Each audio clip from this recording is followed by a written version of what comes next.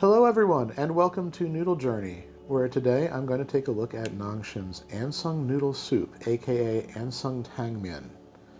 I actually tried this once a long time ago because, surprisingly, my local Wegmans carries this. And at the time I bought it, I was kind of just getting started eating better quality instant noodles. The funny thing about me having tried it before is I honestly can't remember much about it other than I liked it just fine. But I wasn't in serious reviewer mode at that point, so of course I'm going to pay much more attention this time around.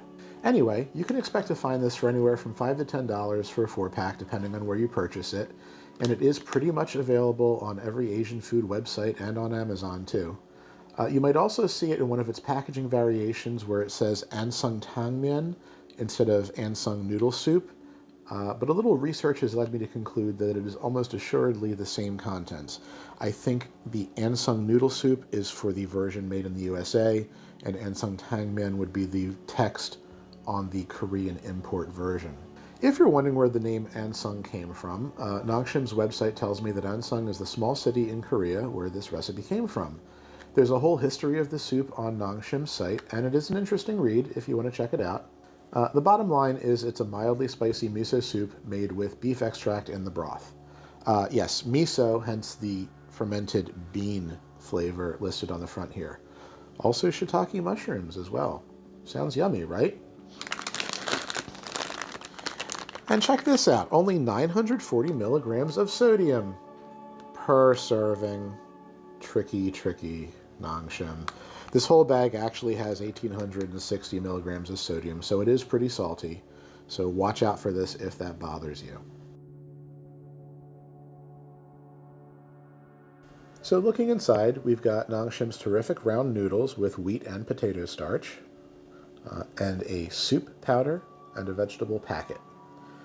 While regular miso soup usually contains just some fish byproducts, there is both dehydrated beef and fish in this. And the dried packet has the aforementioned mushrooms. You can see those little strips there, hopefully, along with some carrot and seaweed. There's also chili pepper listed in the ingredients, and I honestly can't remember how spicy this was the first time I had it. So this is going to be quite the adventure. Let's cook this up.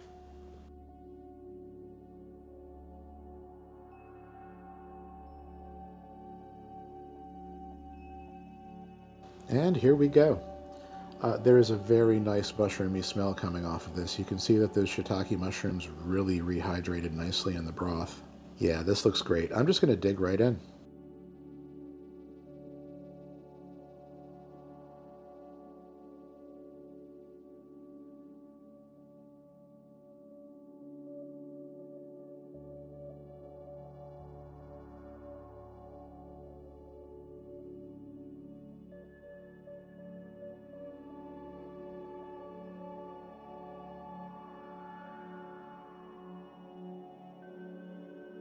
Okay, so starting with the noodles.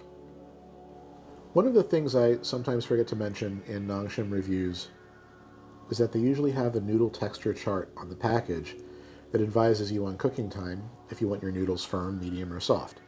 So firm means 4 minutes, medium is 4.5, and 5 is soft. I always opt for a 4-minute firm noodle with Nongshim, and I am never disappointed. That said, these are the same great noodles as the other Nongshim noodles I regularly cook for 4 minutes, and so they are a plump, chewy, satisfying 8 out of 10. And so how's the spice level in here, you may ask? Not bad, really, especially given that this is a Korean instant noodle, and when a Korean instant noodle package says spicy, it could mean anything from a delicate tingle to an uncomfortable rest of your day. But this is tolerable. It's certainly less spicy than the Shin soups, but it definitely has a bit of a kick to it. I'm going to cautiously give this a comfortable 3.5 out of 10 on the spice scale. It's funny, I've learned with South Korean noodle products, a lot of the time it will be spicy and the package won't have any indication that it's spicy unless you read the chili peppers in the ingredients. This is one of those cases, just watch out if you're really, really spice averse. And now the overall flavor. So remember, this is advertised as a spicy beef mushroom miso soup, right? Well, you do get all of those flavors. Mushroom is the most predominant one to my taste buds, and then the umami and saltiness of the miso.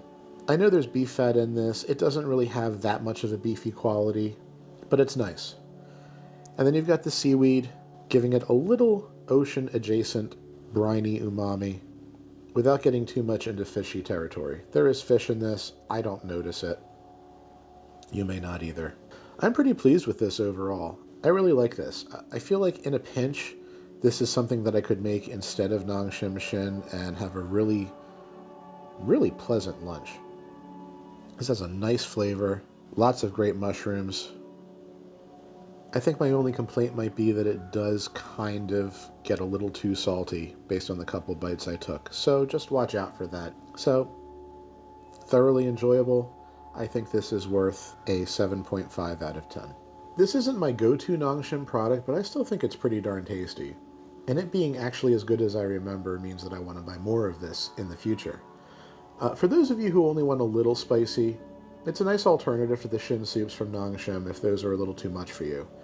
Then again, if you love Shin and Shin Black like I do, you might want to try this just for a change of pace. I think the extra mushroom and seaweed flavor in this is a really nice alternative.